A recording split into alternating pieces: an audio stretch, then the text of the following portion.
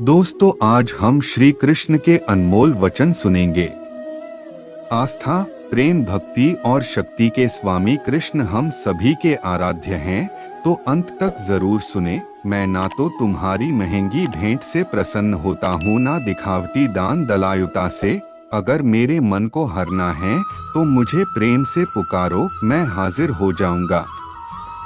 अवास्तविक चीजों को लेकर मन में कभी डर पैदा मत होने दो, वो वास्तविक नहीं है। वह ना तो कभी था और ना कभी होगा। इसके विपरीत जो वास्तविक है वह हमेशा से था और उसे ना तो बदला जा सकता है, ना कभी नष्ट किया जा सकता है।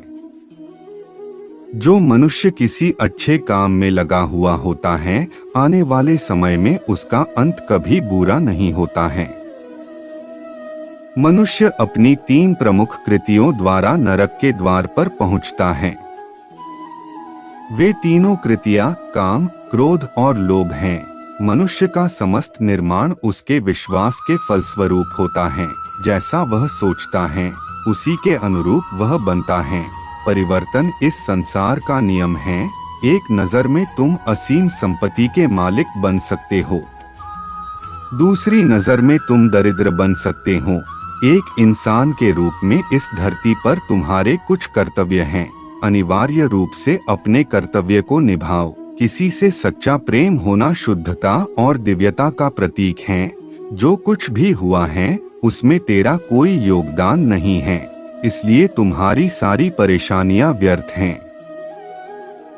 हर चीज की शुरुआत मुझसे होती है और खत्म भी मुझ पर आकर ही होती है। इंद्रियों से मिलने वाला सुख सच्चा नहीं होता है। इंद्रियों का सुख पहले तुमको अमृत की मिठास देगा, लेकिन बाद में तुम्हारा विनाश कर देगा। तुम अपने जीवन को सार्थक बना सकते हो, लेकिन इसके लिए तुम्हें मेरी शरण में आना पड़ेगा। अगर तुम्हें मेरी बातें अटपटी लगती हैं, तो तुम्हें अपने नजरिए को बदलने की जरूरत है। अभी तुम चीजों को उस तरह से नहीं देखते हो जिस तरह मैं देखता हूँ। अगर एक बार तुमने मुझ पर विश्वास कर लिया तो तुम्हें जीवन में कभी निराश होना नहीं पड़ेगा।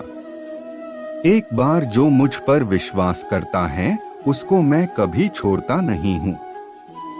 जो मेरे भक्तों के साथ धोखा करता है उसके लिए मैं सबसे बड़ा शत्रु हूँ। अगर किसी ने मेरे भक्त को एक बार भी धोखा दिया तो जन्मों जन्मों तक मैं उसका उद्धार नहीं करता हूँ।